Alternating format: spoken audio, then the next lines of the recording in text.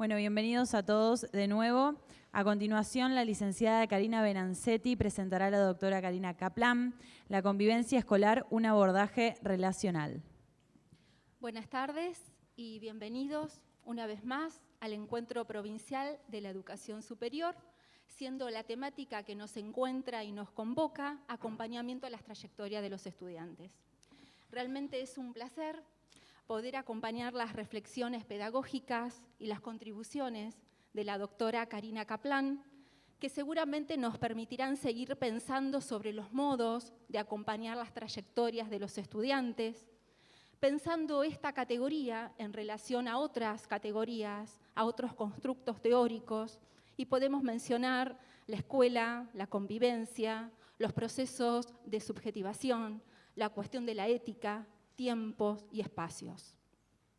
Con una vasta trayectoria en investigaciones sobre la trama de vínculos y relaciones que se tejen en el ámbito educativo, Karina, desde la temática que nos convoca, la convivencia escolar, una mirada relacional, nos ofrece y pone a nuestra disposición un conjunto de herramientas para la reflexión y la apertura de nuevos interrogantes.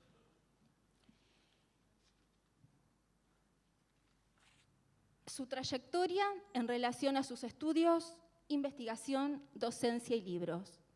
Es doctor en Educación por la Universidad de Buenos Aires, magíster en Ciencias Sociales y Educación por la Facultad Latinoamericana de Ciencias Sociales y con postdoctorado en la Universidad Estadual de Río de Janeiro. Es investigadora independiente del Consejo Nacional de Investigaciones Científicas y Técnicas y directora del Programa de Investigación sobre Transformaciones Sociales, Subjetividad y Procesos Educativos del Instituto de Investigaciones en Ciencias de la Educación de la UBA. Se desempeña como profesora titular ordinaria de la Cátedra de Sociología de la Educación en la Facultad de Humanidades y Ciencias de la Educación en la Universidad Nacional de La Plata. En la Facultad de Filosofía y Letras de la UBA es profesora adjunta regular de Sociología de la Educación y tiene a su cargo la Cátedra de Teorías Sociológicas. Dicta posgrados y cursos en universidades nacionales y extranjeras. Es consultora y asesora en organismos públicos a nivel nacional e internacional. Autora de diferentes libros, siendo la mayoría producto de sus investigaciones. Mencionamos algunos: Violencias en plural, La escuela, una segunda oportunidad frente a la exclusión, La civilización en cuestión, escritos inspirados en la obra de Norbert Elias, Género es más que una palabra, Culturas estudiantiles, Sociología de los vínculos en las escuelas, y cabe destacar su última producción, La vida en las escuelas, esperanzas y desencantos de la convivencia escolar. Bienvenida. Gracias, buenas tardes a todos y todas. Agradecer especialmente a las autoridades de la provincia y de esta ciudad, a la cual he venido muchas veces y siempre es un placer retornar. Rosario siempre estuvo cerca. Y bueno, especialmente a Irene López, que es la directora, como ustedes saben, de Educación Superior de la provincia, y a Oscar Di Paolo, secretario de Educación, y a mi tocaya Karina, que me alegro de que sea también con C, lo cual habla que somos de una generación similar, porque las otras Karinas más jóvenes son con K. Así que bueno, dicho esto, como comentó Karina, la idea es tener una conversación de aproximadamente 40 minutos, una hora, y que después ustedes pudiesen hacer algunos comentarios o contar algunas experiencias en relación a las temáticas que estamos abordando. Lo primero que voy a plantear es que, a mi criterio, la escuela, como decía Karina también, es un espacio de constitución de subjetividad. La escuela produce subjetividades, la escuela fabrica sujetos. Miren qué herramienta poderosa tiene la escuela desde el punto de vista simbólico, que ayuda a constituir identidad, que ayuda a la construcción de subjetividad. Desde ese lugar, a mí me gusta traer siempre un texto que ustedes seguramente trabajan y habrán leído, y si no vale la pena, que es la biografía de Albert Camus, que es un escritor que ha llegado a ser Premio Nobel de Literatura francés, pero que cuando uno lee su autobiografía, su relato autobiográfico, es el último texto que se escribió luego de su muerte, recogiendo algunas cuestiones que él había escrito, que se publica como El primer hombre. En El primer hombre, Albert Camus, cuando les decía, reconstruye su vida, su trayectoria vital, dedica 2 capítulos a la escuela. Un capítulo que se llama La escuela y otro capítulo que se llama El liceo. Ya eso nos habla de qué valor simbólico posee la escuela cuando Albert Camus, que llega a ser Premio Nobel de Literatura, le dedica 2 apartados de su vida a la escolarización, es decir, a su trayectoria educativa, lo cual significa que la trayectoria educativa deja marcas, deja huellas en nuestras vidas y que cuando evocamos para atrás y cuando pensamos para adelante nuestras trayectorias, la escuela es un espacio de subjetivación. Claro que a veces deja marcas positivas y otras veces marcas negativas.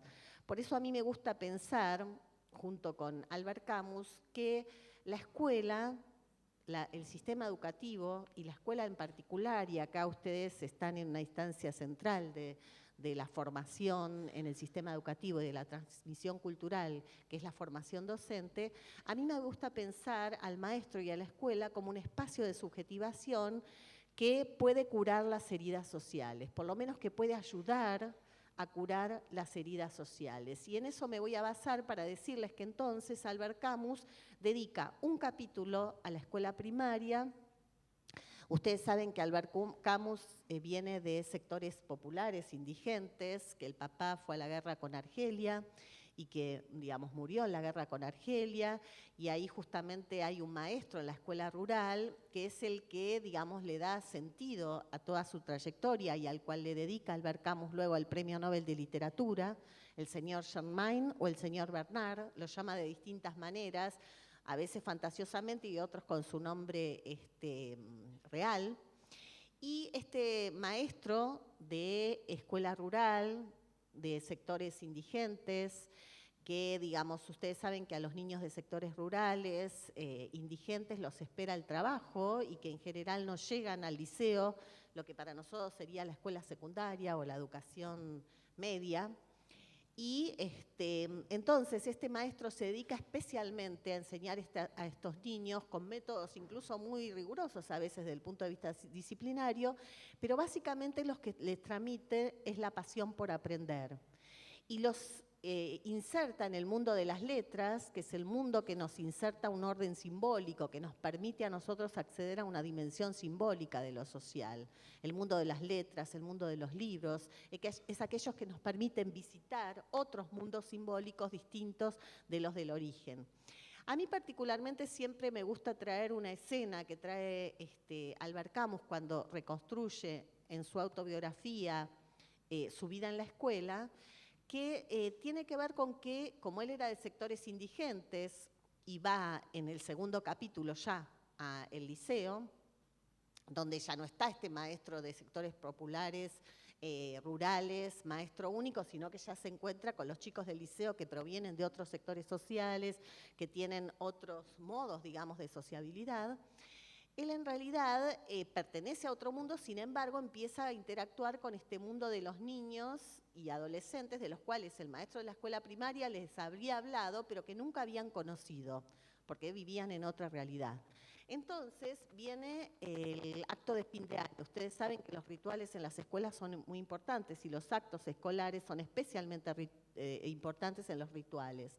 Llega entonces el acto escolar y Albert Camus se da cuenta que al acto iba a venir su familia y que si venía su familia, los otros chicos, adolescentes del liceo, pertenecientes a otra clase distinta de él, a otro origen social, se iban a dar cuenta cuál es su verdadero origen.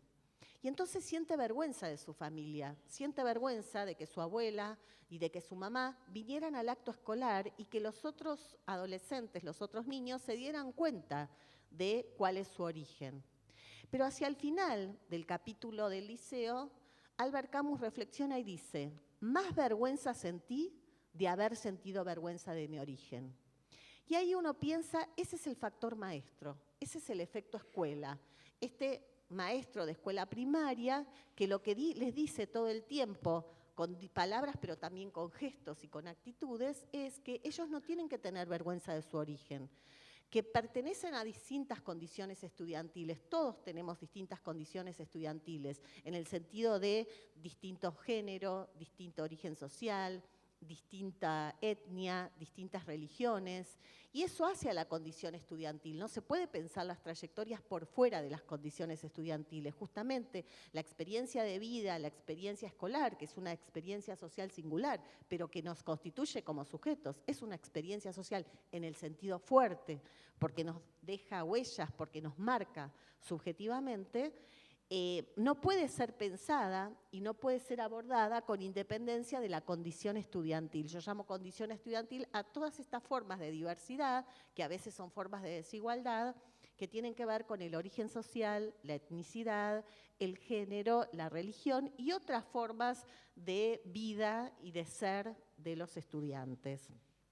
Entonces, para abordar esta relación entre trayectorias educativas o socioeducativas, en mi caso socioculturales, y constitución de subjetividad por medio de los procesos escolares, por medio de la escuela, yo les voy a comentar en qué sociedad vivimos para entender, o por lo menos voy a intentar hacer un retrato de las sociedades que vivimos, por supuesto un retrato interesado, porque me interesa justamente que pensemos juntos cómo es este proceso de subjetivación en el marco de transformaciones estructurales muy profundas que estamos viviendo en nuestras sociedades.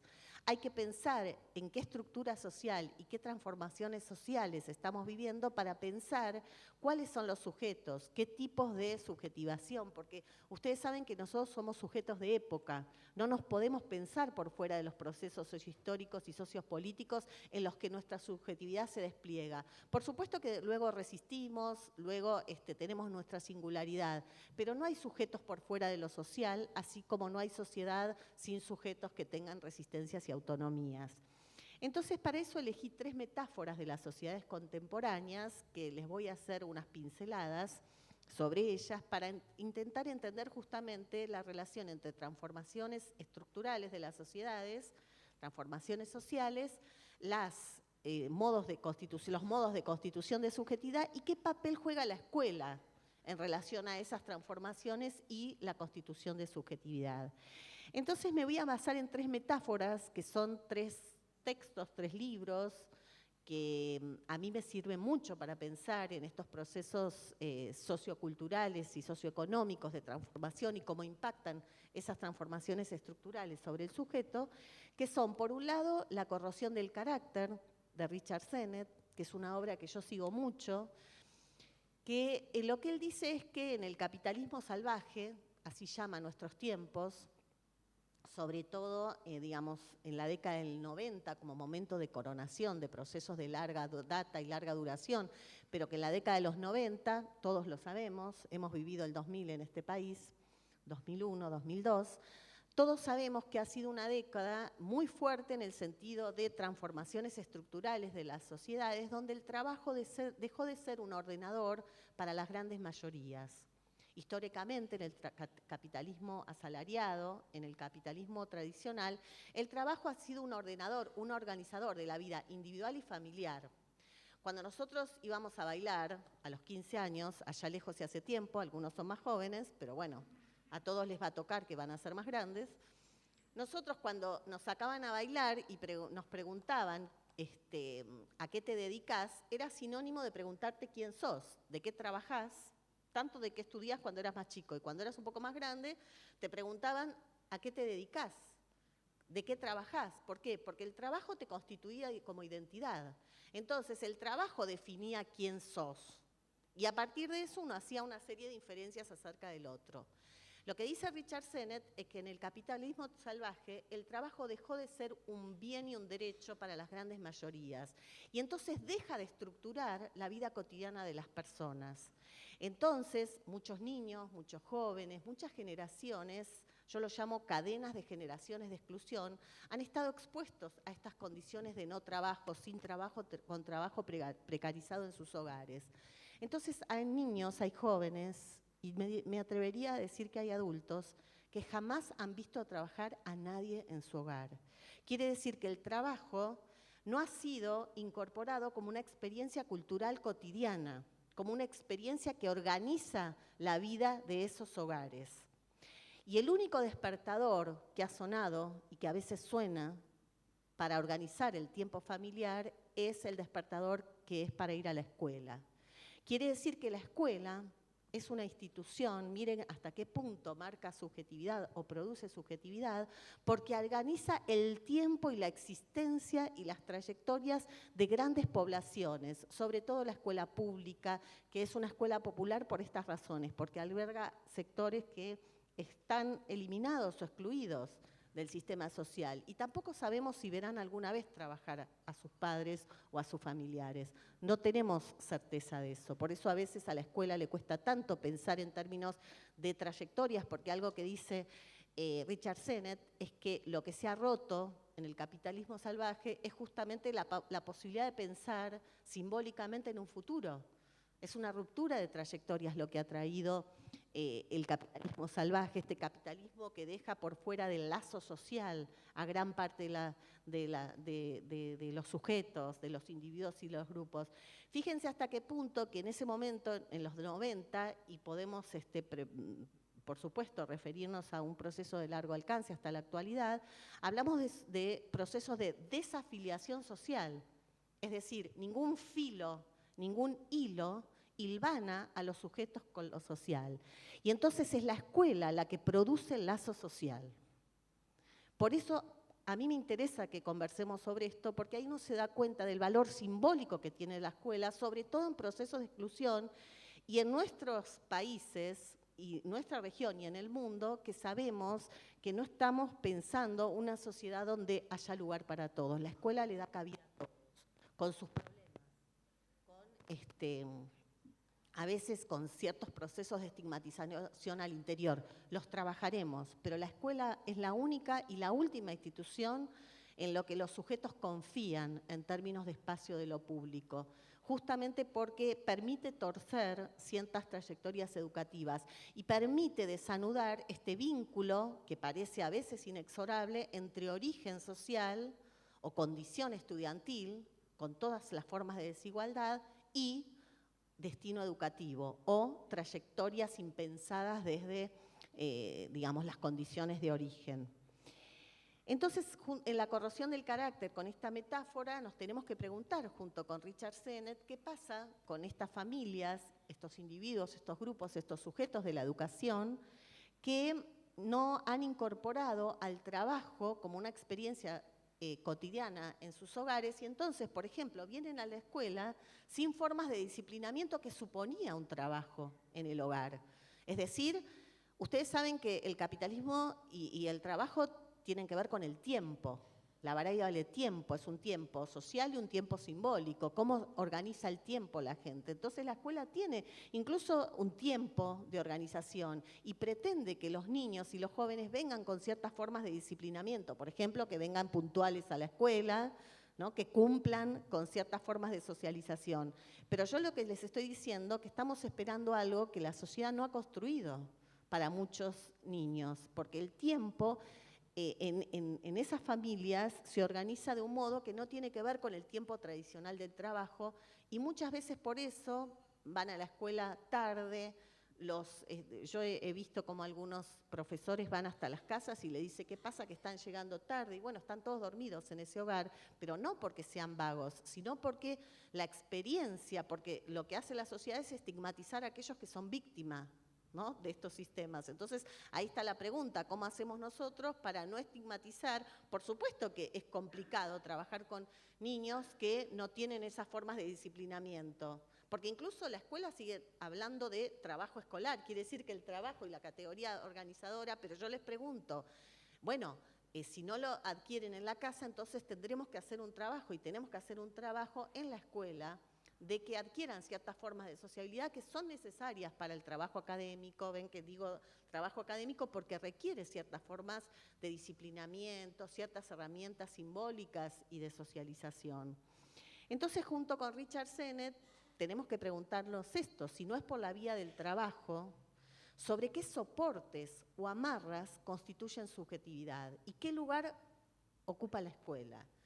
Si no, el trabajo deja de ser un organizador y constructor de lazo social, la escuela tiene que ocupar muchas veces, por supuesto que la escuela por sí sola no puede, pero la escuela sí tiene un enorme desafío y un enorme compromiso de ayudar a los niños, jóvenes y adultos a constituir esos lazos sociales, es decir, a dar un sentido a esa existencia, porque todos necesitamos dar un sentido a nuestra existencia individual a partir de una existencia más colectiva, más social, que nos trascienda a nosotros y que trascienda el aquí y el ahora.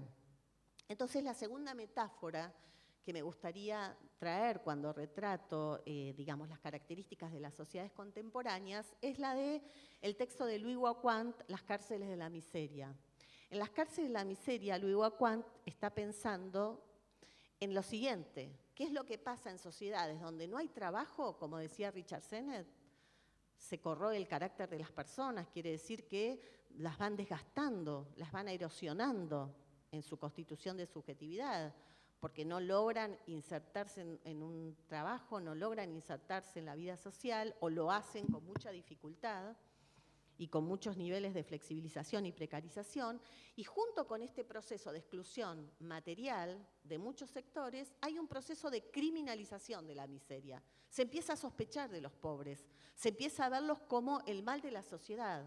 Entonces, en lugar de pensar sociedades que incluyan a aquellos que están excluidos, se empieza a pensar que los pobres, que los jóvenes, son el mal de la sociedad, y entonces empiezan a verse como amenazantes. Y entonces, fíjense que cuando uno pensaba en la inseguridad social, pensaba en la falta de trabajo. Cuando uno pensaba en políticas de seguridad social, cuando pensábamos en pleno empleo, ¿quién estaba inseguro en la sociedad? El que no tiene trabajo. Entonces, para paliar esas formas de inseguridad, había que dotar de trabajo, porque es una forma de lazo social y es una forma de estructuración de la propia vida familiar, social. Ahora, en la década de los 90 se da un viraje semántico y en lugar de hablar de la inseguridad en términos, digamos, de falta de derechos, de derecho pleno al trabajo, se empieza a hablar de inseguridad delictual. Entonces, los jóvenes pobres negros, dice Wacquant, empiezan a ser encarcelados por la sola portación de rostro. Es decir, aquellos que son víctimas del sistema empiezan a aparecer como el mal de la sociedad, como el peligro que hay que combatir. Y esto es muy fuerte porque hay una serie de discursos mediáticos en todos lados del mundo y también en América Latina, fuertemente castigando a aquellos que son víctimas, como les decía, los jóvenes pobres sobre todo, por la sola aportación de rostro. Ahora vamos a ver qué importante es pensar en la cuestión de la aportación de rostro. Y, por ejemplo, les decía que empiezan a haber discursos mediáticos muy fuertes diciendo, por ejemplo, que se puede detectar a un futuro delincuente a partir de los 3 años por conductas agresivas en el jardín infantil. Entonces, digamos, imagínense cuál sería el papel de los maestras y maestros jardineros, es identificar conductas agresivas pensando que esos niños con transgresiones menores a los 3 años pueden ser grandes delincuentes, ¿no? Entonces, empieza a fabricarse una mirada criminalizante acerca de la infancia y la juventud, que, o casualidad, tiene que ver con estos procesos de exclusión material, laboral, exclusión social en un sentido fuerte. Entonces, junto con Louis Wacquant, hay que preguntarse y reflexionar sobre estos procesos de judicialización y estigmatización de la pobreza y la juventud. Y cómo, digamos, hay 2 modelos de Estado, por lo menos, dice Wacquant. Un modelo de Estado que reprime a los pobres y que castiga a los jóvenes, y otro modelo de Estado que piensa a la sociedad en términos de derechos ciudadanos, en términos de protección ciudadana. En el modelo primero, el modelo que criminaliza, el Estado es un Estado punitivo. Y entonces aparece esta idea, para quienes trabajamos en violencia en la escuela es muy importante, porque fíjense que en los 90 hay un viraje en estos temas de cuestiones de indisciplina a violencia delictual. ¿Qué quiero decir con esto? Hasta la década de los 90 se hablaba de niños o jóvenes que se portan mal en la escuela. y la categoría que se usaba era mal comportamiento. Y en la década de los 90 empezamos a hablar de alumnos violentos. Quiere decir que empezamos a mirarlos de otro modo a estos niños, que coincide con estos procesos de criminalización de la juventud.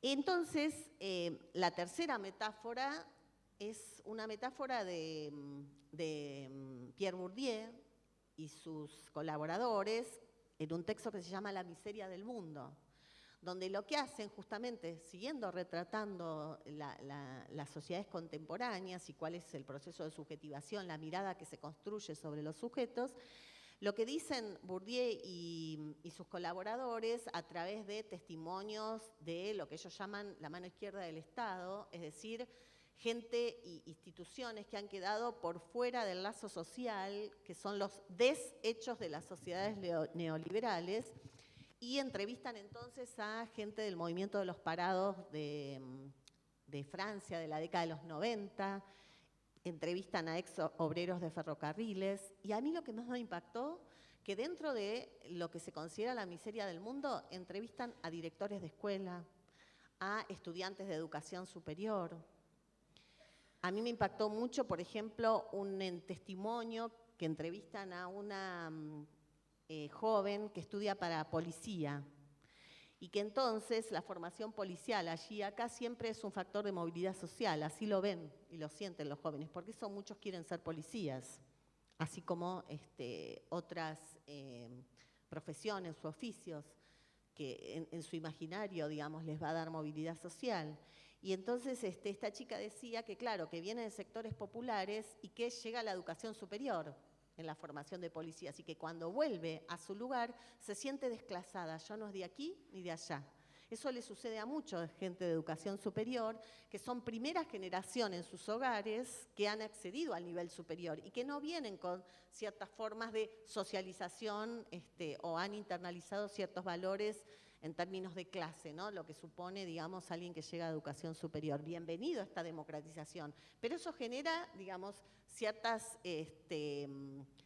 cuestiones que hay que revisar en el sistema de educación superior, ¿no? Para no, insisto, no estigmatizar a estos sectores por su origen. Entonces, cuando uno lee, por ejemplo, una profesora que lo dice así, traducido, una profesora de escuela secundaria que la entrevistan también y que, digamos, los estudiantes tienen conductas absolutamente violentas, transgresoras, no le prestan atención, y entonces la profesora dice, es un trabajo de mierda ser docente, ¿no? Entonces empieza a pensar, empezamos a pensar junto con Bourdieu en La miseria del mundo, cómo la escuela es una institución pública, estatal, que se hace cargo del sufrimiento social. En contextos de alta selectividad social, de alta exclusión social, la escuela es una institución que se hace cargo del sufrimiento social, pero que cuando uno entrevista o leyendo las entrevistas de Bourdieu y las que hacemos nosotros en nuestras investigaciones, se da cuenta que los maestros, profesores, directores de escuela, directivos, también forman parte del sufrimiento social. Porque una de las cosas cuando uno lee La miseria del mundo es advertir que se puede estar excluido aún estando incluido. Que el límite entre la exclusión y la exclusión es un límite difuso. Que incluso al interior de procesos de inclusión hay procesos de exclusión, no solo material, sino también, como veíamos, simbólica, procesos de estigmatización. Entonces, dicho esto, en estos contextos de largo plazo, que digamos, vienen en nuestras sociedades a nivel, como les decía, internacional y regional, generando procesos de exclusión material y simbólica, la pregunta es ¿cómo constituimos subjetividad en nuestra escuela? ¿Cómo ayudamos a curar las heridas sociales?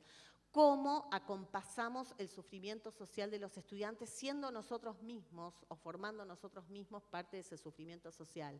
Porque en La miseria del mundo, algo que a mí me impactó mucho es cómo los docentes en los testimonios dicen algo así como: no estoy preparada para atender tanto sufrimiento social, mientras están formando parte del sufrimiento social. ¿Quién no ha tenido en la década de los 90 a alguien que quedó desempleado en su hogar o que ha tenido que salir a trabajar de maestro o profesor justamente para, digamos, poder suplir esas formas de exclusión social con toda la complejidad que eso tiene? Pero desde una mirada estructural tiene que ver con cómo han sido y cómo son nuestras sociedades excluyentes, selectivas, donde no hay lugar para todos, o por lo menos no hay un lugar que todos mereceríamos. Entonces, dice algo así como la metáfora de Bourdieu, que los docentes o los directores de escuelas son una especie de trabajadores sociales que no están preparados desde el punto de vista de los saberes ni del oficio para hacer trabajo social, pero sin embargo terminan asumiendo las funciones que no asumen otros, porque la mano izquierda del Estado, somos el Estado en la escuela, pero la pata más débil del Estado. Por eso hace falta, digamos, la pata del Estado que permita garantizar formas de ciudadanía y de escolarización más plena. Entonces, como verán, para mí la escuela es una institución por momentos casi única y por momentos privilegiada, en el sentido de altamente ponderada para constituir lazo social.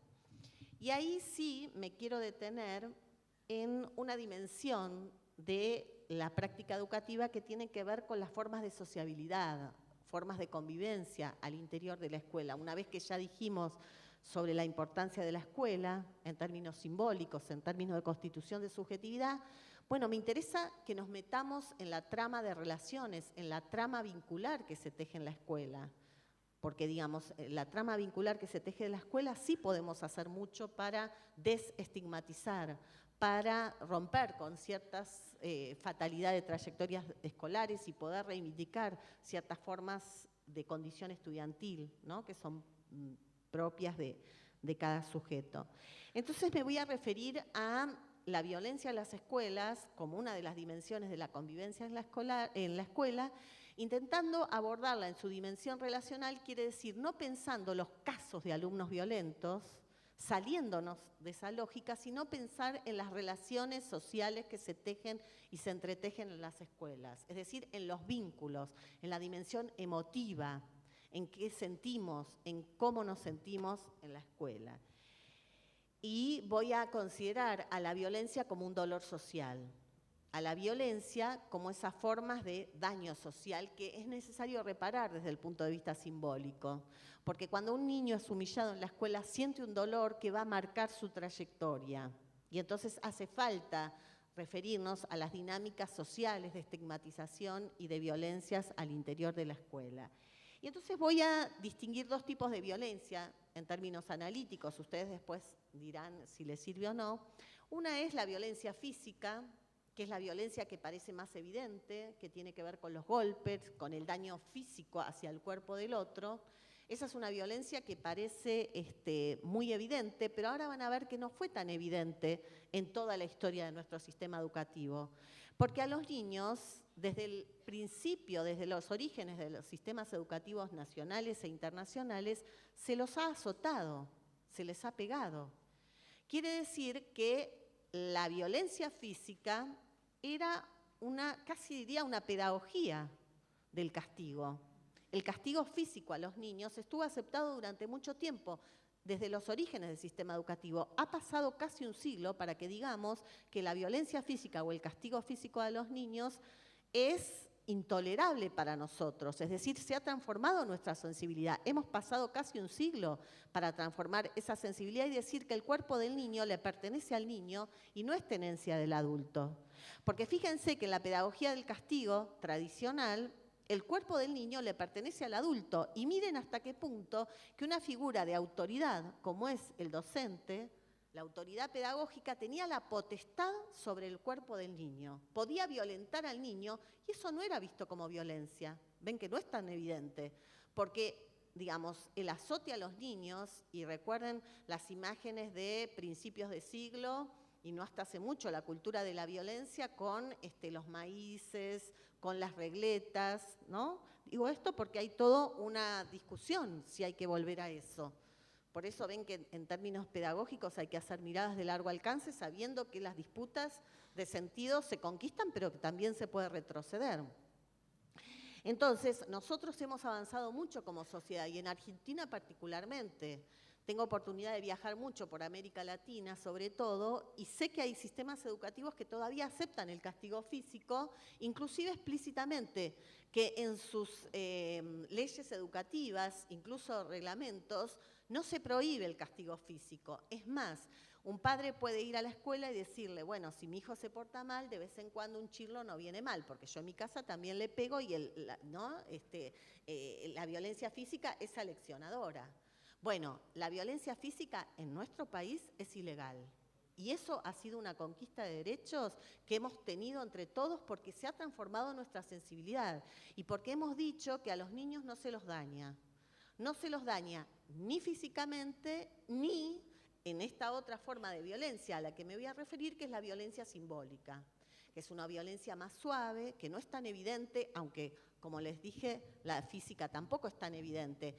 De hecho, respecto de la física, a mí me preguntan cuando me entrevistan en los medios de comunicación si hay más o menos violencia que antes. Y yo digo, bueno, hay que verlo en términos históricos, porque si comparamos cuando a los niños les pegábamos con regletas, bueno, ahora hemos avanzado mucho como sociedad en términos de derechos de los niños y los jóvenes. Claro que nos falta mucho, pero conociendo los sistemas educativos, nosotros tenemos un sistema educativo mucho más inclusivo y democrático. Por eso podemos hablar de trayectorias, porque ya estamos en otro momento de la constitución de nuestra cultura educativa. Ahora bien, ¿hay menos violencia que antes? No. Hemos, digamos, superado ciertas formas de violencia y la que está más presente es la violencia simbólica. A nosotros particularmente en nuestras investigaciones nos interesan las formas de humillación, las prácticas de humillación en la escuela. Eso es una práctica que nosotros hemos visto como muy cotidiana en las escuelas, mucho más que la violencia física, aunque ahora van a ver que se vincula, que son estas formas de humillación. Toda forma de humillación supone que hay un superior y una inferioridad, una relación de superioridad e inferioridad. Alguien que se cree superior y que subsume a otro al que considera inferior. Por eso toda forma de humillación la abordamos como dolor social y como una forma de inferiorización del otro. Es decir, minimizar, subalternizar al otro. Fíjense que algunos estudiantes de escuelas secundarias que nosotros entrevistábamos, hace poco, me decía que la madre estaba muy sorprendida porque en la casa el chico es un angelito, entre comillas, porque no hay ángeles ni demonios, ¿no? Pero bueno, esta idea de que el chico era un angelito, iba a la escuela y era un demonio. Bueno, claro, pero cuando uno recorría cuál era la dinámica vincular en ese grupo escolar, quien no acudía a la violencia no tenía modo de sobrevivir. Porque, digamos, la violencia a veces es un modo de reconocimiento, de poder liderar el grupo, para poder estar en ciertos grupos. Entonces, hay ciertos grupos escolares que se mueven como la violencia como motor de la relación. Ahí hay un largo camino para trabajar, pero bueno, nosotros lo exploramos. Entonces, perdón. Respecto de las relaciones de humillación, que son formas de estigmatización, donde unos se creen superiores y subsumen a otros, a los que creen y sienten como inferiores, a mí me interesa un estigma en particular comentar con ustedes, me cortan cuando, que es, como les decía, lo que dice Waquan sobre la aportación de rostro. ¿Qué pasa con la piel? Cuando estoy dando charlas con maestros, sobre todo de escuela primaria, ustedes saben que usan mucho lápices de colores. Bueno, los que están haciendo prácticas saben que los lápices de colores es un instrumento muy validado en las prácticas educativas. Y hay particularmente un lápiz que se llama color piel.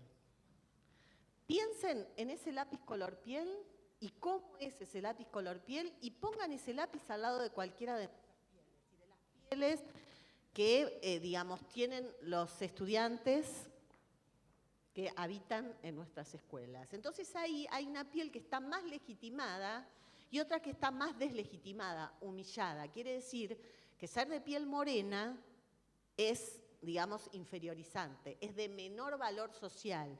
Y quien tiene la piel morena se siente inferior, que eso es lo que a mí más me ocupa en las investigaciones. Por eso uno escucha a un estudiante que entrevistábamos y me dice respecto de su compañero: le pego porque tiene cara de pobre, le pego porque parece negro villero. Quiere decir que el color de piel tiene formas de legitimación y de estigmatización que uno tiene que pensar que esos chicos que son estigmatizados en la escuela por el color de piel, luego son los que la policía lo va a agarrar por portación de rostro. ¿Y cuántas mediaciones hay que hacer en la escuela para que esos chicos que tienen un color de piel, que son inferiorizadas por la sociedad, porque los estigmas son sociales, nosotros no podemos combatir los estigmas desde la escuela, lo que sí podemos hacer es trabajar con esas formas de la cultura. Fíjense, con prácticas cotidianas muy chiquititas, pero son las grandes marcas subjetivas, por ejemplo, las del color de piel. Entonces yo les quería mostrar unos videitos que seguramente conocen, que tiene que ver con esto, cómo los chicos van asumiendo y después de grandes, digamos, estas atribuciones de sentido en formas de estigmatización que se pueden traducir en formas de racismo. Porque el estigma y el racismo están relacionados, porque el estigma es un atributo que en ciertos contextos se lo mira y se lo percibe como negativo. Por ejemplo, cierto color de piel. Ser moreno es ser inferior y ser blanco es ser superior. Y entonces, ¿quién va a querer ser negro si lo miran de un modo inferior? La escuela es una de las pocas instituciones que mira a todos los niños y por igual, independientemente de su piel, en el sentido de que puede reivindicar distintas formas de condición estudiantil. Así que bueno, seguramente habrán visto estos videos, pero yo los seleccioné porque es un experimento que se hace en la década de los 90 en Estados Unidos, donde ustedes saben que es un país que lo blanco y lo negro está muy presente como constitución, como matriz de constitución social.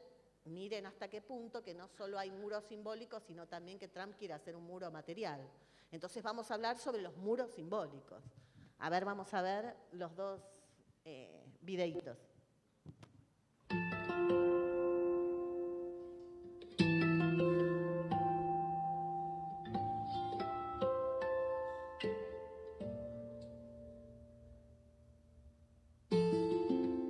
¿Cuántos años tenés? 12, 11, 9, 12, 10, 12.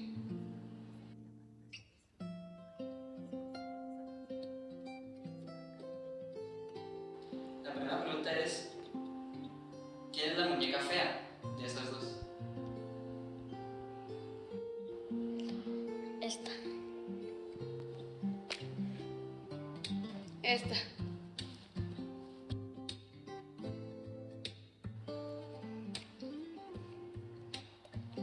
¿Quién es la muñeca bonita?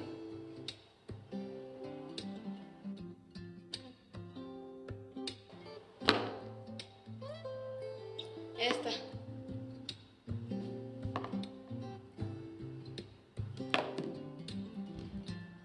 ¿Quién es la muñeca menos inteligente?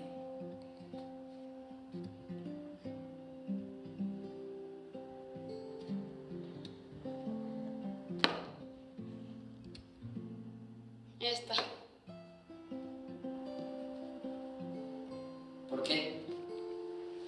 Porque está muy fea. ¿Por qué? Porque es blanco y queda negra. ¿Quién es la muñeca mala?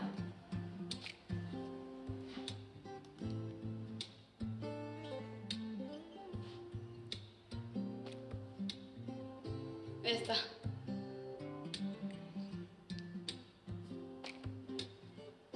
Esta. ¿Qué muñeca es la que más se parece a ti? ¿Y por qué? ¿Por qué? Porque es morena. ¿Por qué? Por lo blanco.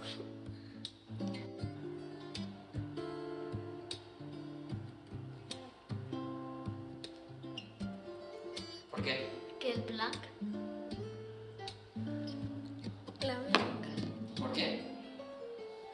Porque es muy bonito. Ninguna se parece, ¿Por qué? porque no son iguales a mí.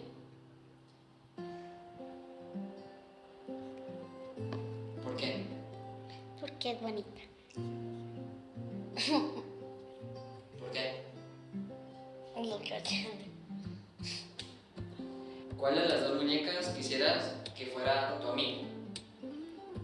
Esta. Las dos. Las dos quisieras.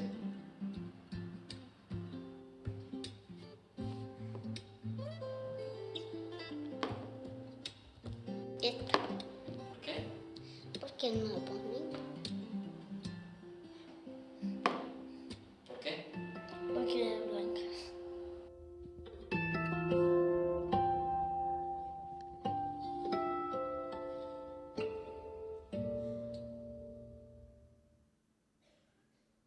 México, Cari. El de México.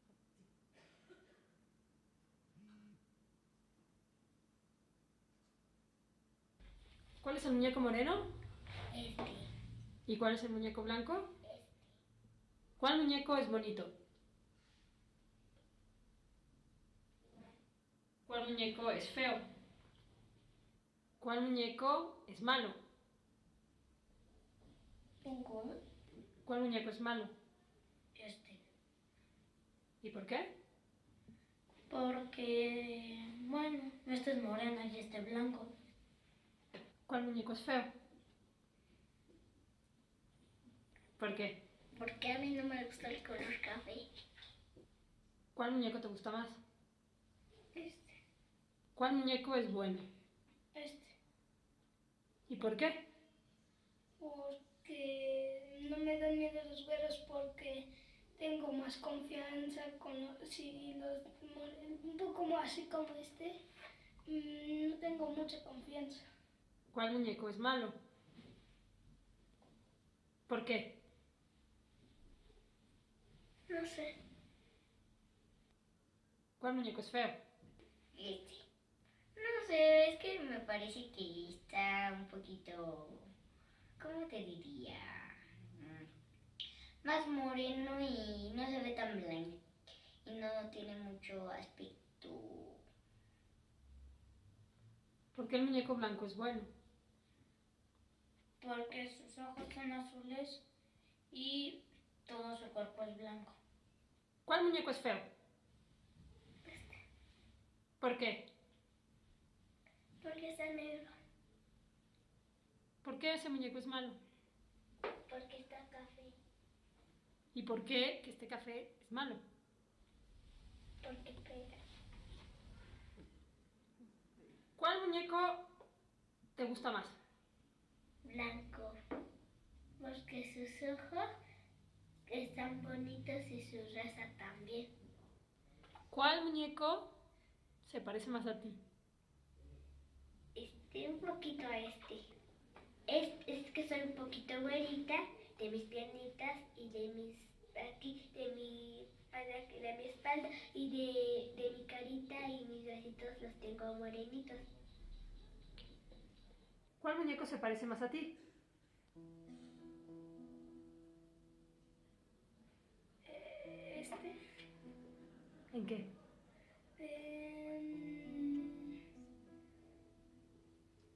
Las orejas. Sí, nada más.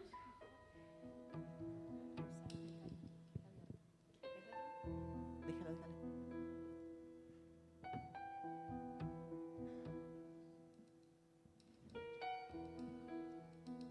Bueno, esta es una investigación que empieza en Estados Unidos, como les decía, en la década del 30. Cuando yo tenga financiamiento y algo de tiempo, quiero hacer el mismo ejercicio acá, pero mientras lo haga, vale la pena entonces trabajar al interior de las escuelas y sobre todo en la formación docente, que es un espacio privilegiado para trabajar sobre estas cuestiones que tienen que ver con las violencias cotidianas en las escuelas, que por supuesto son violencias sociales, que tienen que ver con estas formas de estructuración de nuestras sociedades, donde se distingue a quienes son inferiores y quienes son superiores.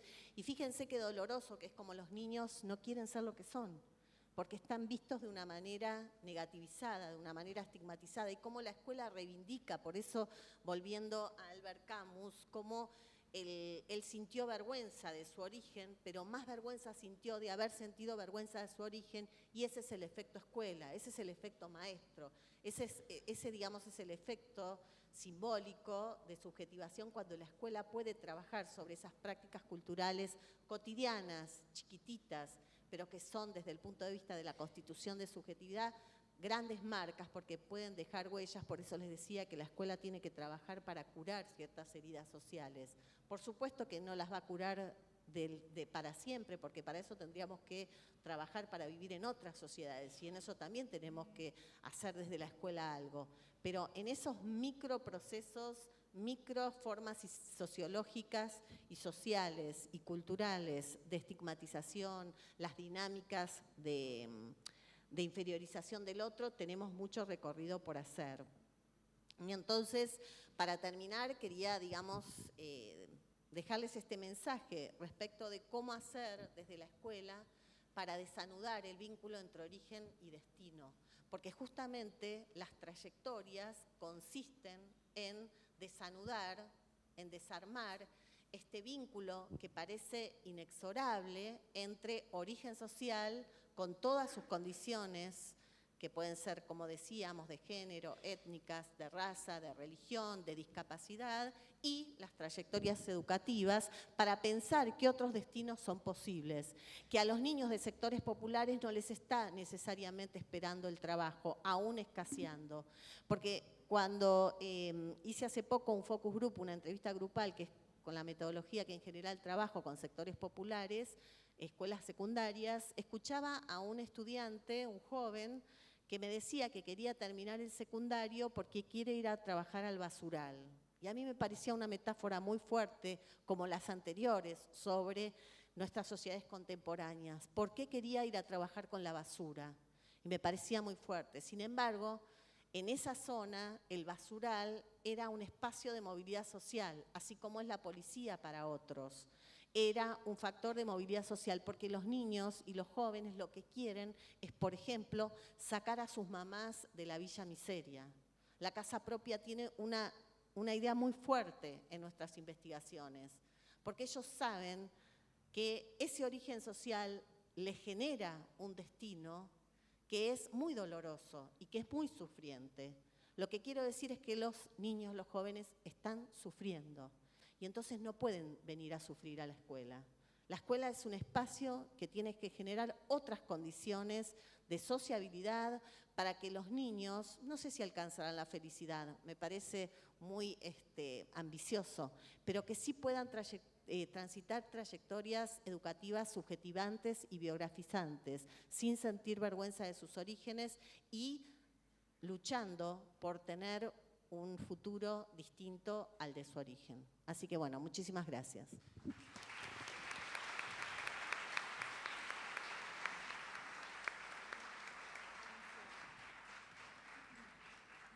Nuestro profundo agradecimiento por los aportes y las contribuciones de gran sentido para este trabajo de diseñar y de acompañar las historias diversas de cada día de los estudiantes, donde escuela, estados y políticas educativas consideramos que juegan un papel muy importante en la construcción de subjetividades. Muchas gracias.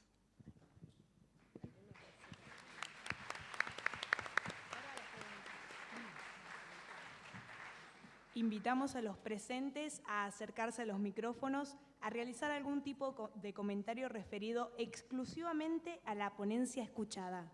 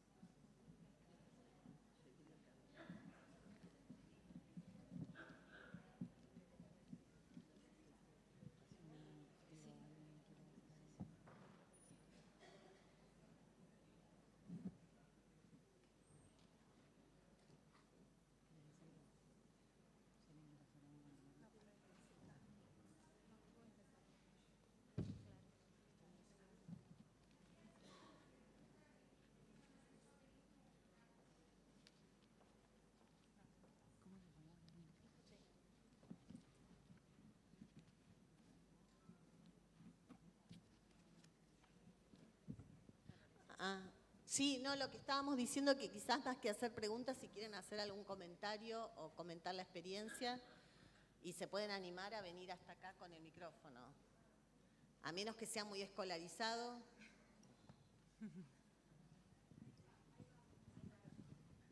Es más, pueden ocupar mi lugar así yo descanso un poco. Están los micrófonos ahí abajo. Está el micrófono ahí abajo. No, pensaba con respecto a la relación de trabajo que hacías referencia. Como investigadora, ¿cómo ves vos la situación del país en relación al trabajo? Y esto que nosotros en las aulas nos interpela, si hay similitudes con respecto a proyectos de la década del 90 en relación ahora. ¿Cómo ves vos como investigadora? Porque estas situaciones en las aulas aparecen, digamos, interpeladas, y de pronto esta situación de trabajo, escuela, ¿cómo lo ves? Me explico, ¿no? ¿Vos cómo lo ves? No, yo digo como vos tenés una visión macro de la situación. ¿Vos de dónde trabajás? Superior. Bueno, somos colegas. ¿Cómo lo ves? No, ¿vos querés que yo te dé mi opinión? A mí me parece que hay como situaciones similares, digamos, esta cuestión de un Estado que de pronto se va disfrazando, me da la sensación, de una cuestión de desentendimiento más que de federalismo, digamos, con respecto a las situaciones de las provincias. Y esto las provincias más pobres, me da la sensación, tal vez esté equivocada, digo, estoy hablando desde mi percepción y desde un lugar tal vez diferente. Digo, lo pienso de esa manera, por eso lo preguntaba, porque tal vez yo tengo la percepción. Bueno, en realidad estamos hablando de aquellos sujetos que es la escuela la que de alguna manera los salva. Entonces a veces uno es el 1%. A mí me interesa el 1%, no me interesa el 99%. Vieron que las estadísticas, muchos de los sujetos que están sentados en nuestra aula no tienen demasiada significación, es irrelevante. Es más, cuando algo es el 5%, el 2% en estadística es residual, ni siquiera lo ponen en otra categoría, ¿no? Entonces digo, nosotros tenemos ahí la oportunidad de trabajar con cada 1%. Y eso me parece una metáfora importante, ¿saben por qué? Porque yo estuve revisando justamente para un trabajo que estoy haciendo las estadísticas de los últimos años de la escolarización en Argentina y efectivamente mejoró. Nosotros, por supuesto con diferencias regionales, las diferencias de clase y de regiones son notorias. Nosotros tenemos un país que depende de las políticas de cada provincia y a nivel nacional, ¿no? Pero de cada provincia le llegan cosas distintas. Pero efectivamente hay generaciones enteras que nunca hubiesen podido estar ni en la universidad ni en educación superior. Y es más, educación superior es un nivel muy importante porque es primeras generaciones que han accedido, desde el punto de vista estadístico, a educación superior. Ustedes saben que la educación superior era impensada para muchos sectores, para individuos y grupos. Entonces tenemos una oportunidad democrática enorme. Por supuesto que hay que reconocer eso y que hay muchos sectores y grupos que han ingresado y tenido acceso a la escuela secundaria, que también ha sido una institución de matriz seleccionadora, excluyente. Ahora bien, ahí, una vez que están adentro, tenemos un trabajo cultural enorme. Y a eso me refiero cuando no importa si es el 1% o el 10%, porque el trabajo cultural se hace con cada generación. Cada generación, digamos, necesita de sus propias formas de transmisión, de valores, de formas de sociabilidad. En cada grupo escolar se dan dinámicas de estigmatización de un cierto tipo y no otro tipo. Por ejemplo, en la última investigación que hicimos, acá lo miro a Carlos Escliar, que bueno, de esto sabe muchísimo más que yo y siempre lo admiro por esta idea de, digamos, considerar al otro como único y como singular y como cada niño vale, cada joven vale, y él lo dice muchísimo mejor que yo. Pero lo que sí les quiero transmitir en las investigaciones es cómo hay algunos, por ejemplo, jóvenes que decían, me miró mal, cómo ciertas cuestiones de las dinámicas cotidianas de la vida escolar pueden expresar o terminar con ciertas formas de violencia, la cuestión de la mirada. Y a mí siempre me impactó, como verán, el tema del rostro, porque la aportación de rostro, estos niños que yo les mostré aquí, son los que después Guacuán van a decir, es la policía la que lo va a agarrar por portación de rostro. Justo es un día en que no sabemos si Santiago Maldonado está vivo o muerto. Y fíjense que todo lo que se habló de Santiago Maldonado es un proceso de criminalización de la juventud. Todo tiene que ver con lo que decía Guacuán, la criminalización de la juventud. Verlo como, digamos, un objeto de mal, peligroso, ¿no? Atribuirle cuestiones culturales que son muy peligrosas desde el punto de vista de la construcción imaginaria. Y entonces, cuando estos estudiantes decían, me miró mal, y me miró inferiorizándome, porque ellos sienten que muchas de las formas de mirada que se construyen en la escuela tienen que ver con procesos de inferiorización y de subalternación. Y cuanto más subalternos sean los sujetos, tienden a atribuirse el fracaso a sí mismos y las categorías de inferiorización y esos sentimientos de inferioridad. Y no hace falta hablar de bullying, porque el bullying es engañoso. Habla de esto mismo, pero habla teniendo en cuenta una mirada no dialéctica, no relacional, sino poniendo a la víctima como víctima y al victimario como victimario. Es más, se dice que algunos sujetos, desde la perspectiva del bullying, tienen la tendencia a delinquir o la tendencia a violentar. Y nosotros tenemos que pensar en términos de relaciones sociales, tenemos que pensar en términos de dinámicas vinculares, tenemos que volver a pensar qué sienten, cuáles son las emociones, pero no las emociones cerebrales. Estoy haciendo todas estas cuestiones para decirles que tiene que ver con el enfoque que tengamos, digamos. La institución educativa es una institución sociológica para analizar, es decir, que hay procesos microculturales que son los que a mí sí me parece que tras varias generaciones pueden hacer un cambio en nosotros como sociedad, en nuestro paradigma cultural. Es el cambio cultural el que necesitamos hacer con cada generación. Por eso en la formación docente es tan importante abordar estas cuestiones que tienen que ver con la cultura estudiantil, con la condición estudiantil, con las formas de desigualdad, no confundir desigualdad con diversidad. La pobreza no es un atributo de la diversidad. Y la pobreza tampoco es un atributo intrínseco al individuo. No se puede decir del otro es pobre, está pobre. No se puede decir del otro es violento, está violento. Entonces uno ahí no está pensando en formas de esencialismo social, porque así es como se construyen las formas de racismo social, creyendo que ciertas pieles son superiores por su naturaleza intrínseca, lo blanco es superior a lo negro.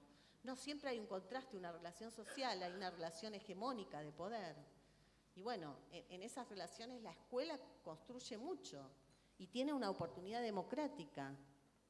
Para mí es un territorio simbólico de disputas, de luchas, y ahí se construye otras formas de cultura reivindicando, digamos, estos orígenes sociales, haciendo que los niños no tengan sentimientos de vergüenza respecto de su origen, de sus condiciones, que son diversas ahora sí, pero muchas veces desiguales. Así que bueno, por ese lado. No sé si contesté la pregunta, pero...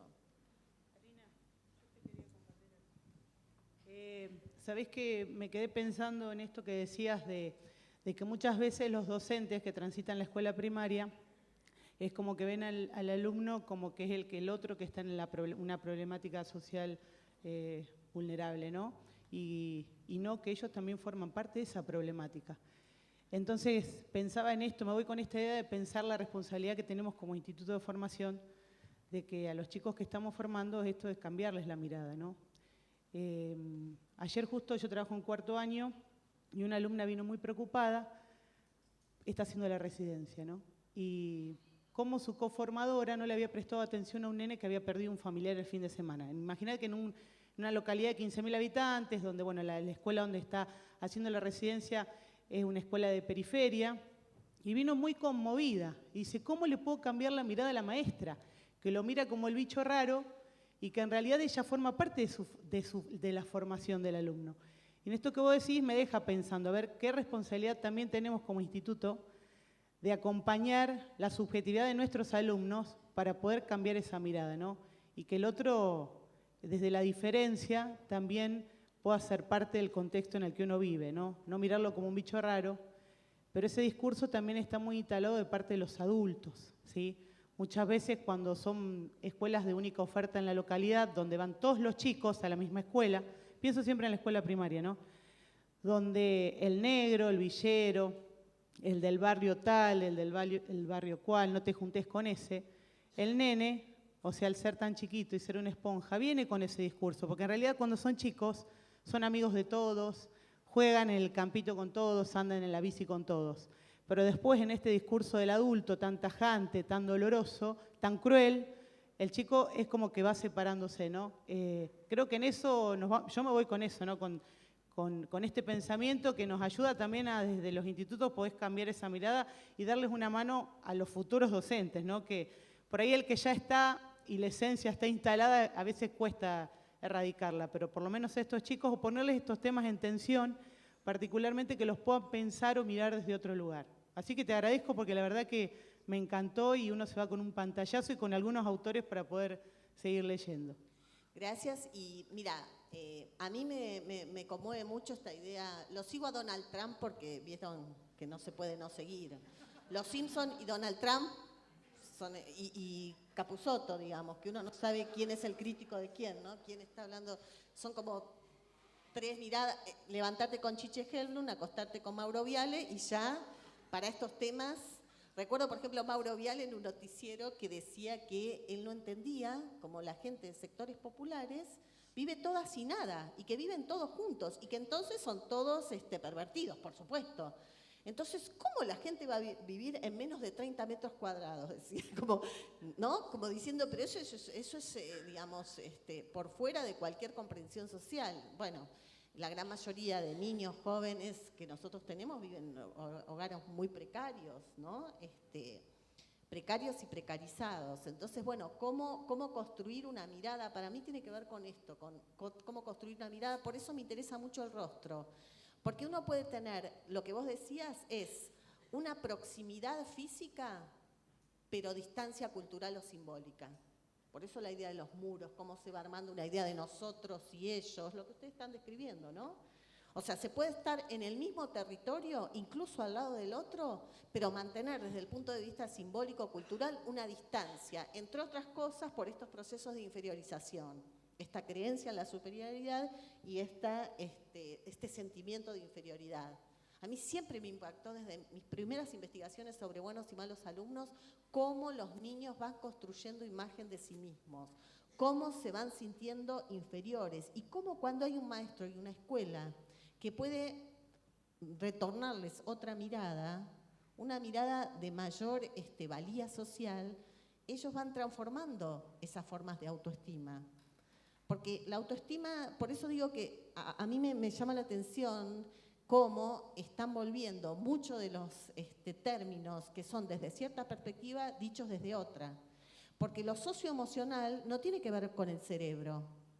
Vieron que ahora el cerebro aprende, el cerebro ama, el cerebro, ¿no? Y entonces estamos ante niños cerebros. No, tenemos que recuperar, digamos, esa dimensión subjetiva, simbólico-subjetiva, cultural, de las prácticas pedagógicas, que es lo que a nuestra escuela argentina, y se los digo con mucho orgullo, es la que más nos caracteriza. Sobre todo en la escuela primaria, que tiene, digamos, más trayectoria en términos históricos. La escuela secundaria es nueva en sentido, digamos, de la democratización. Entonces tenemos que esperar un poco más. Por supuesto que hay que dar una batalla cultural ahí, pero hay que esperar un poco más. Hay que trabajar, no esperar, pero me refiero que hay que darle más tiempo. Yo les mostraba cómo estuvimos casi un siglo para que a los niños no se les azote corporalmente, para aceptar que el cuerpo del niño le pertenece, que no es tenencia del adulto, que no es propiedad, no es potestad del adulto, y mucho menos potestad de una autoridad pedagógica que, digamos, en nombre de esa autoridad humilla al niño, lo humilla físicamente y lo humilla simbólicamente.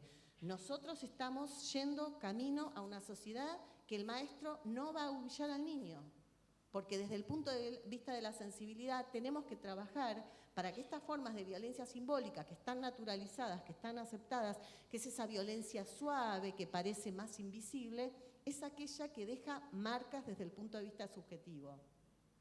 Nosotros estamos siguiendo particularmente en nuestra investigación, por ejemplo, los adolescentes que se cortan, cutting, ¿no? Se llama. A mí me gusta llamarlo todo en nuestro idioma. Se cortan, se tajean, se hieren físicamente. Y son realmente marcas muy visibles. Pero lo que está invisibilizado ahí son todos estos procesos de sufrimiento social a los que yo aludía, que tienen que ver con el dolor social profundo que viven nuestros jóvenes, y que una palabra de un maestro, una palabra de la escuela, un gesto, ustedes no saben la inmensidad y el universo simbólico que se abre detrás de cada gesto y cada palabra. Por eso, digamos, cuando me criticaron un poco, y esto lo digo en confianza, se graba, pero bueno, después se puede editar, lo digo en confianza ahora a ustedes acá en este momento, cuando, digamos, una maestra en público, un chico que se había hecho pis, y la maestra dijo, tenemos un meado, lo dijo públicamente, en este aula, en este salón. Bueno, un maestro no puede decir eso. Ya no me preocupa si lo piensa, porque ahí en el términos de su intimidad no podemos entrar en su pensamiento. Pero que hay que producir un lenguaje pedagógico acerca de los niños, un lenguaje compasivo, un lenguaje que reivindique al otro como en su humanidad. Porque estas formas de racismo, fíjense que un chico dice, ese no se parece a mí porque no tiene la misma raza. Las razas no existen. La única raza que existe es la raza humana, pero sí existe el racismo. Y es muy difícil trabajar culturalmente con los maestros diciéndole no existen las razas, porque hemos avanzado desde el punto de vista científico y yo puedo afirmar esto. Claro que es desde una cierta posición epistemológica, científica, ¿no? Otros creerán otra cosa. No existen las razas. Pero entonces, si nosotros creemos que hay este par, superioridad e inferioridad, eso en la formación docente tiene que estar sumamente claro para las generaciones que vienen, porque son las generaciones que vienen las que, si consideran que somos todos iguales en términos de condición humana, ya estos procesos de inferiorización y superiorización van a ser vistos como algo, digamos, que ni siquiera van a tener un sentido ni una matriz sí histórica, pero no cultural desde el presente, ¿no? Es decir, van a ser vistos como formas de estigmatización, como una relación social, y donde estamos todos involucrados. Porque nosotros también venimos como adultos con prejuicios a la escuela. Pero bueno, nosotros, fíjense la herramienta poderosa que tenemos de marcar, de humillar, pero por eso les decía también de curar heridas. Y yo soy más por la idea de que todos nosotros, desde el punto de vista de nuestra función, necesitamos ayudar a curar esas heridas que son sociales y que son producto de la exclusión del lazo social, pero también esas microexclusiones que tienen que ver con los vínculos cotidianos que se construyen en las relaciones cara a cara, en la interacción escolar. Es una de las pocas instituciones donde estamos tanto tiempo juntos viéndonos cara a cara. Y vuelvo sobre la idea del rostro, porque nuestras sociedades occidentales han separado el rostro del cuerpo. Y entonces la identidad de la persona se constituye a través del rostro. Somos un rostro. Por eso los identikits. Por eso en nuestro DNI no está la totalidad de nuestra figura, está solamente el rostro. Porque el rostro constituye nuestra identidad, es el locus donde se pone la identidad. Por eso la mirada es tan importante.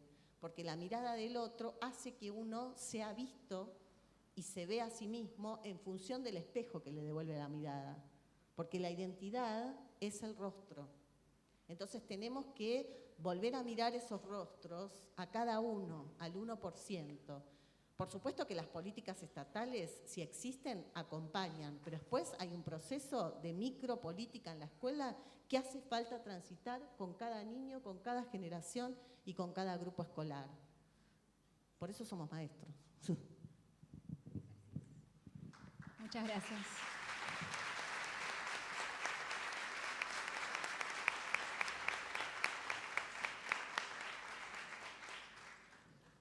¿Qué tal? Karina, buenas tardes. Mi nombre es Luis, soy director de un instituto superior y tengo un secundario a cargo, ¿sí? Hace muy poco estoy en la gestión, 1 año y medio, y una de las líneas por ahí de gestión que había planteado es trabajar el tema de evaluación. Es un ámbito en el cual sí vi, que la convivencia escolar tiene quiebres muy grandes, sobre todo en los cierres de trimestres, ¿sí? Y donde veo que es un elemento de medición de parte del adulto hacia el joven, y no solamente a veces de lo que sabe, sino sobre todo de lo que no sabe. Claro.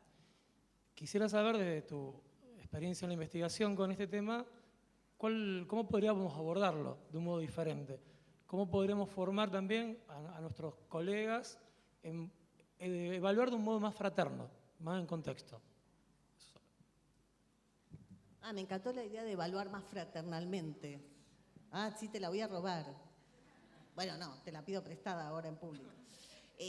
Pero sí, me parece una idea muy, muy importante, porque mira, en realidad como trabajé históricamente sobre las creencias que tienen los maestros y profesores de la inteligencia y el talento, escuché, digamos, como investigadora toda mi vida esta idea de no le da la cabeza para el estudio, no nació para la matemática, no está hecho para la universidad, de tal palo tal astilla, lo que natura no da Salamanca no presta, el que nace para pito nunca llega a tormenta, ¿no? O sea, fíjate que digo esto porque ven que yo les estoy mostrando cómo la microcultura tiene que ver con las formas de mirar al otro en términos de cultura más general, ¿no? En el sentido de externas a la escuela. Pero bueno, la evaluación es un dispositivo donde se coronan estas cuestiones y entonces el otro, imagínate, encima en nombre de la medición. Por eso ahora hay un retorno a la medición de los cráneos y de los cerebros, que son viejas medidas falsas de la capacidad humana. ¿Cómo hacer entonces el desafío? ¿Cómo generar desde las instituciones de educación superior un saber acerca de la evaluación? Yo no soy especialista en evaluación, pero sí sé que hay un efecto de evaluación que tiene que ver con que el otro termina creyendo que no es capaz de. Y ahí fracasamos. No solo fracasa él, fracasamos nosotros en nuestra tarea docente. Porque entonces lo que estamos haciendo es convalidando esa idea de que algunos nacen para aprender, ¿no? Y cuáles son las herramientas, porque nuestra función no es evaluar, nuestra función es enseñar. Nuestra función es generar formas de aprendizaje, ¿no? Y la evaluación es un componente, una herramienta. Pero bueno, me gusta y sería bueno que desarrolles más. Y espero que me lo cuentes sobre cómo lograr una evaluación fraterna. Me parece un buen camino para pensarlo, ¿no? Por supuesto con la rigurosidad académica. Mira, una de las cosas que hacía este maestro de Albert Camus era súper, si uno lee metodológicamente y disciplinarmente, era, viste, un tipo súper tradicional, como soy yo, por ejemplo, en la universidad. Porque, bueno, el rigor de cierta disciplina hace falta, ¿no? Lo que quiero decir es que uno no lo trae de antes, ¿no? La pasión por aprender se contagia, el misterio de la ciencia se contagia y es en función de la enseñanza, ¿no? Y bueno, si vos no confías en el otro, la educación es una relación de confianza, pero de confianzas mutuas, de reconocimiento. Justamente como nosotros trabajamos sobre la humillación, fíjate que el término humillar es rebajar al otro. Por eso a mí me interesan mucho estas prácticas de inferiorización, porque es rebajar, es minimizar. Cuando vos rebajás al otro y no lo enalteces, y a veces hasta no lo considerás humano, ¿no? Infrahumano, son estos procesos de inferiorización. Por supuesto que si, digamos, vos podés ponerle un 2 a alguien, pero eso no lo constituye una mala persona, ¿no? Por eso digo, hay que ver ahí qué significado tiene ese 2. Y incluso algunos estudiantes terminan diciendo, bueno, yo ya sé lo que me va a poner el profesor. Fíjense en la viñeta de Mafalda, quién es Felipito o quién es Manolito, ¿no? Son estudiantes de los que poco se puede esperar. En esas viñetas está bastante de lo que estoy diciendo. Incluso me acuerdo en una de las primeras investigaciones que le poníamos una viñeta de Mafalda en donde Manolito dice, no, Felipito dice, el primer día, Manolito. El primer día, pero son los dos más o menos parecidos. Uno es más autoestima baja, ¿no? Más culposo, y el otro... Entonces, uno de ellos, creo que era Manolito, dice, y lo que tiene de bueno el primer día de clase es que la maestra piensa que todos somos iguales, que todos podemos aprender. Yo aprender, ¿no? Yo ser bueno. Entonces, se lo mostrábamos a una maestra de segundo grado en nuestra investigación, porque, bueno, estos temas son proyectivos. Nadie te va a decir yo discrimino a mis estudiantes o no los considero, sino todo tiene que ser proyectivo. Esto tiene que ser un proceso de sensibilización, de movilización, sabiendo que el que hace esto no es porque es malo el maestro que hace esto, sino que hay ahí una matriz cultural que hay que retrabajar. Y eso mismo hacemos con nuestros terapeutas, ¿no? La psicología, el psicoanálisis hace algo de esto también, ¿no? Entonces, revisar, digamos, esa historia, revisar esas repeticiones. Y entonces se lo poníamos a la maestra y la maestra dice, sí, yo estoy de acuerdo con esta viñeta. Porque el primer día de clase, cuando yo veo a mis alumnos, veo como un destellito en los ojos que uno dice, a este le va a ir bien, a este le va a ir mal. Y uno se pregunta, ¿ven el tema del rostro, la mirada? Entonces dice, por los ojitos, por el destellito de los ojos, yo ya puedo captar que le va a ir bien y que le va a ir mal. Eso es una construcción cultural. Entonces a mí no me interesa enjuiciar a ese maestro, porque además no somos quien para eso. Ahora sí tenemos una responsabilidad, un compromiso para transitar hacia otras formas que no sean solamente discursivas, que no sean solamente declamativas, sino que movilicen, mostrarle a ese maestro que eso tampoco le va a garantizar que tenga éxito en su tarea. Al revés, va a sufrir más, ¿no? Porque el otro camino es más difícil, es más de largo plazo, pero, digamos, hace que a la vuelta de la esquina vos te encuentres con alguien que te dice, como les debe pasar a ustedes, usted me dijo tal cosa y me cambió la vida. Yo pienso, nunca le pude haber dicho eso, porque no soy de decir eso. Y bueno, yo no sé si le dije eso, pero el otro resignificó eso. Entonces, ahí hay un diálogo en donde el otro lo que sintió es que vos le diste un lugar. Y un lugar simbólico, digamos, donde el otro se sintió reconocido y en un espejo que se quería ver. Y quizás no en el espejo que le devuelve la sociedad, ¿no? Así que bueno, desde ese lado me parece mucho para trabajar. Gracias.